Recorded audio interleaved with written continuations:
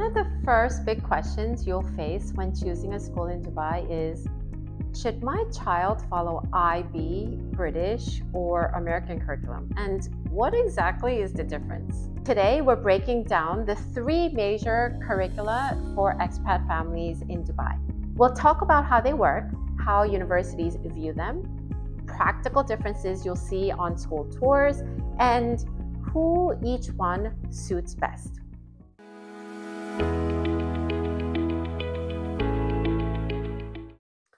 So what is IB? IB is a globally recognized inquiry-driven curriculum that pushes students to think critically, reflect deeply, and connect ideas across multiple subjects. It emphasizes international perspective and higher order thinking and not just memorizing lots of facts. Many schools offering IB, they also incorporate elements like research essays, community service, and interdisciplinary inquiry that you won't see in more traditional systems like the British.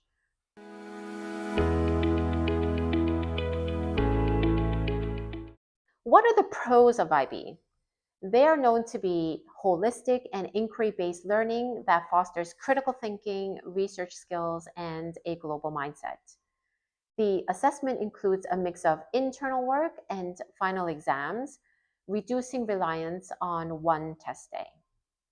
It is highly regarded globally by universities, especially in Europe, UK, Canada, and increasingly in the US. Some of the cons of IB that I hear very often is that because it covers such broad areas, it can feel really academically demanding.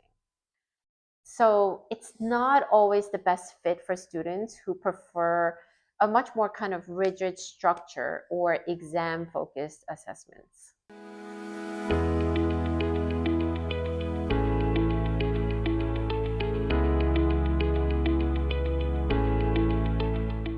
Let's talk about the British curriculum.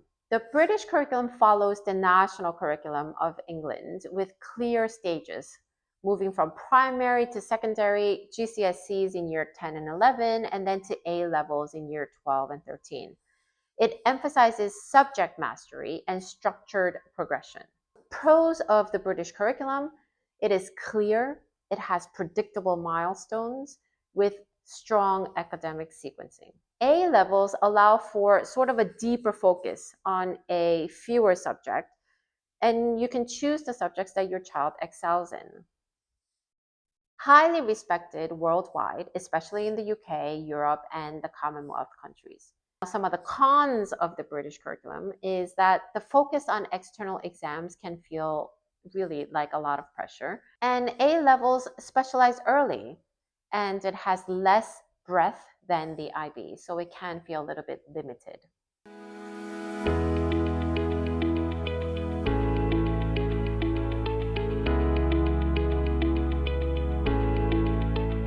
American curriculum usually runs on a credit-based high school system, often with AP or advanced placements options that can count towards university credit later on.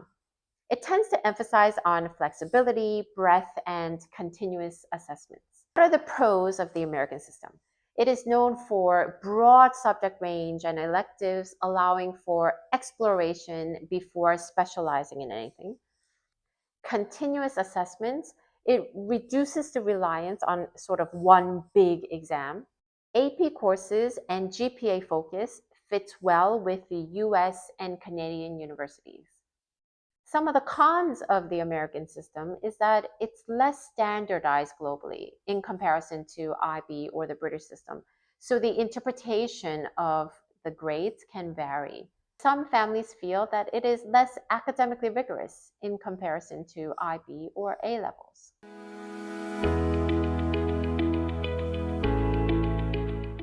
The bottom line is all three of these are respected internationally.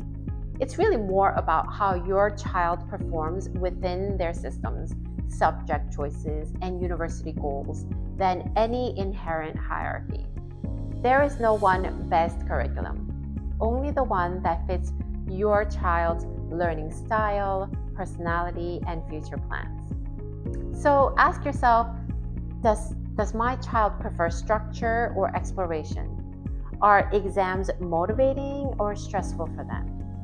Where do we envision them going to university? Is it the UK, the US, Canada, Europe? These are the type of questions to ask before choosing a curriculum.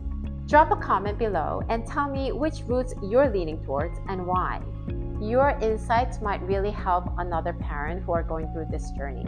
If this video helped you make sense of the options, please give it a like and hit subscribe. Thanks for watching and good luck. See you in the next video.